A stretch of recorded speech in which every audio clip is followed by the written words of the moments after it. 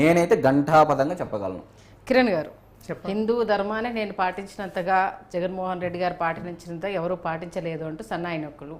ఆయన అంటది విశాఖ పీఠాధిపతి ఉన్నారు కదా, ఆయన సమక్షంలో హిందూ ధర్మాన్ని తీసుకున్నారు అనేది ఒకటి.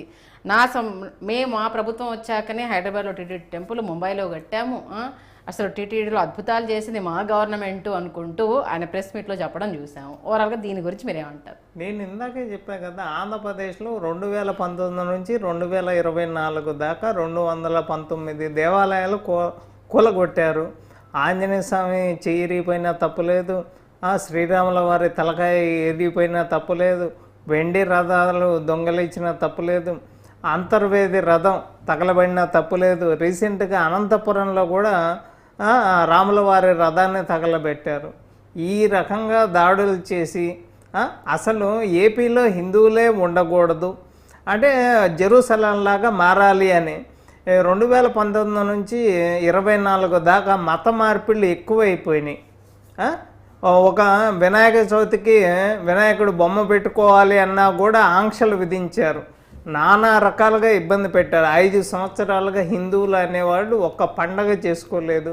దీనికి జగన్మోహన్ రెడ్డి ఏం సమాధానం చెప్తాడా అనేది మాకు కూడా ఆశ్చర్యమే. మాకు రాష్ట్రానికి రాజధాని లేదు, ఆంధ్రప్రదేశ్లో జగన్మోహన్ రెడ్డి ఉన్నంతకాలం రక్షణ లేదు, ఒక దేవాలయానికి కూడా రక్షణ లేదు అని చెప్పి దానికి ఎగ్జాంపులే తిరుపతిలో. ఒక తిరుపతిలోనే కాదు, సింహాచలంలో కూడా కల్తీ నెయ్యి, అన్ని చోట్ల అన్ని దేవాలయాల్లో కూడా ఇదే పరిస్థితి.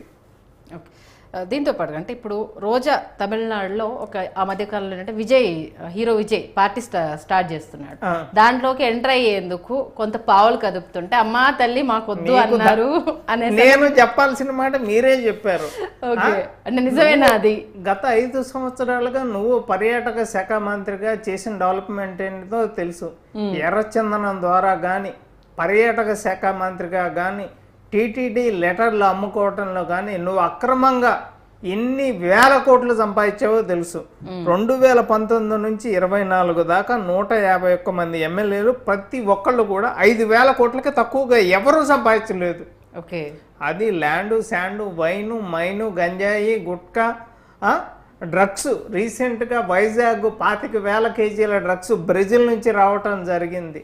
ఈ కల్తీ మద్యం బూమ్ బూమ్ బీర్లు మరి చూసారుగా, 1,00,000 మంది చనిపోయారు. దానికి ఎగ్జాంపులే రాకేష్ మాస్టర్ గారు. మన వైజాగ్లో షూటింగ్ అప్పుడు బూమ్ బూమ్ బీరు తాగి చావటం, దానికే రాకేష్ మాస్టర్ గారు ఈరోజు చనిపోయారు అంటే దానికి కారణం ఏపీలో దొరికిన కల్తీ మద్యమే.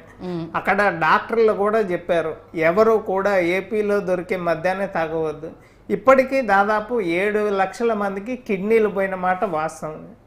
వీటన్నిటికీ వాళ్ళు జగన్మోహన్ రెడ్డికి సమాధానం చెప్పలేరు. కేవలం కవిత గారు 100 కోట్ల స్కామ్లోనే ఇరుక్కున్నారు, కానీ ఇది కొన్ని లక్షల కోట్లు. ఆ కల్తీ మద్యం మీద మళ్ళీ బ్యాంకుల్లో 3 సార్లు 50,000 కోట్ల దాకా లోన్ తీసుకున్నారు. ఇప్పటికీ దానికి ఏపీ గవర్నమెంట్ వడ్డీ కడుతున్నమాట వాస్తవం. ఓకే, రాష్ట్రాన్ని సర్వనాశనం చేయడానికి అన్ని పథకాలు తీసుకొని వచ్చాడు. అది